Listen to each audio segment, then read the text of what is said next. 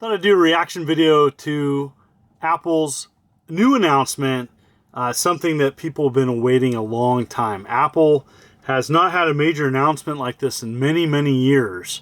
And finally, today, Apple launched and gave information about their new AR and VR combined headset, the Vision Pro.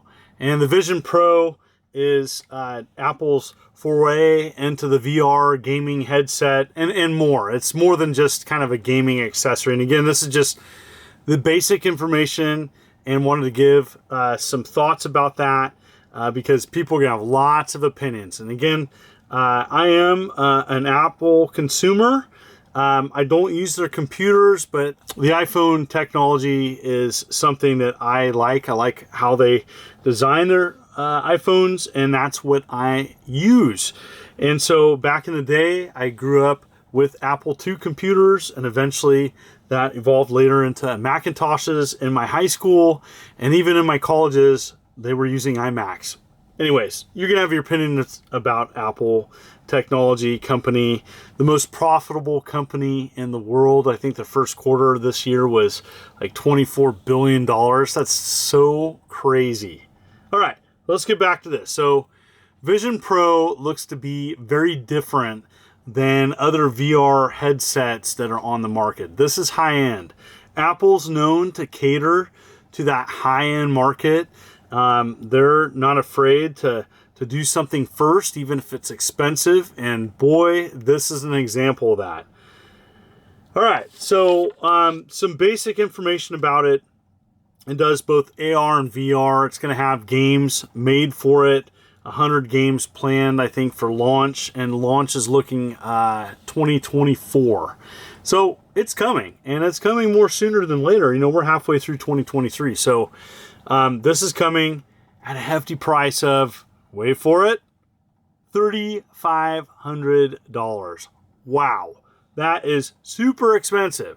And, you know, they explain that it has two main chips in it, an M2 chip, which you can find those chips in other Apple products, as well as the R1 chip. And that's to help with additional processing. And I'm not going to get super tech into this, but long story short, this is major serious hardware to process everything, so it has very low latency.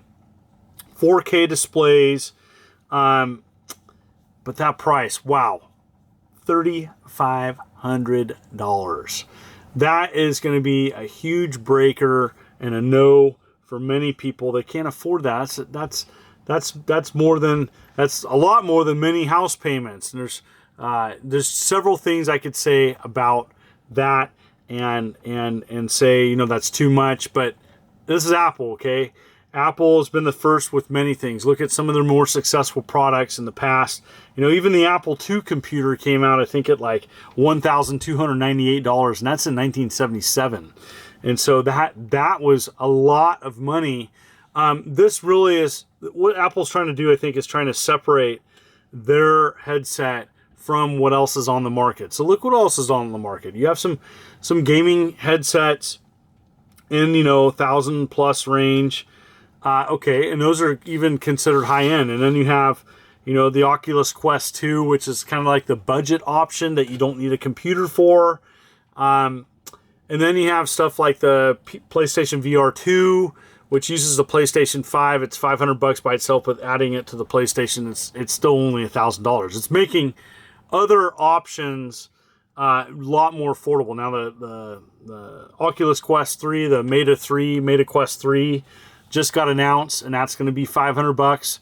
And so, you know, there's going to be a lot of things on the market for people depending on your price point. But yeah, $1,000 or $500, that's a big difference to $3,500. Now, it is something that has in a battery pack, so it has a tethered cord to a battery pack. And I don't, with the battery pack duration is like, what, a couple hours, and then you can plug it in, and it has an indefinite, you know, longevity, so you're not going to run out of juice. But anyways, that's significant. So what do I think of this announcement? Really trying to wrap my head around that $3,500 price point. First and foremost, I'm not their target audience. You know, they probably know that this is, they're going to rely on early adopters, people that get Apple products and get first. You know, look at the history, people that typically get the first iPhones, the first iMacs, all their technology and computers and hardware and you know, the smartwatches. All those people are pretty much going to be the people that are going to buy this first, and it's really catering to a very small audience. And not just gaming related. So I could see a lot of people really wanting to experience the next gen VR. To me, just from what they've shown in their introductory videos, and there'll be a link below where you can go to their website and get all the information from Apple themselves. And so they're jumping in, you know, they've waited a long time. What do I think of it? It's going to come down to several things, you know, how well it works. Is it truly a different experience? You know, they show that, like, essentially this can be like an extension to, instead of browsing on your computer, you can browse using these augmented reality pages and apps, and it looks pretty future tech. And so for me, I'm going to have to experience it. I don't know how that's going to be, but I for one can't afford a $3,500 headset. Not something that I need. Okay, if it's one thing if it was like tied into maybe a next gen computer, and the price goes down, and that's what they're kind of banking on. They're going to introduce the technology, and the more the technology gets manufactured, hopefully the price will go down. But man, that is a killer for that price, and I keep going back to that because what I've seen of it, what I've seen of the introductory trailer video, and I did visit their website, I do like what I see, but all that conversation stops at the price. For people that, you know, have disposable income, the more wealthy and affluent, you might be able to afford this. And you know what? It looks interesting. I definitely do want to check it out. I'm curious, you know, that 4K display, I'm sure it's going to look amazing.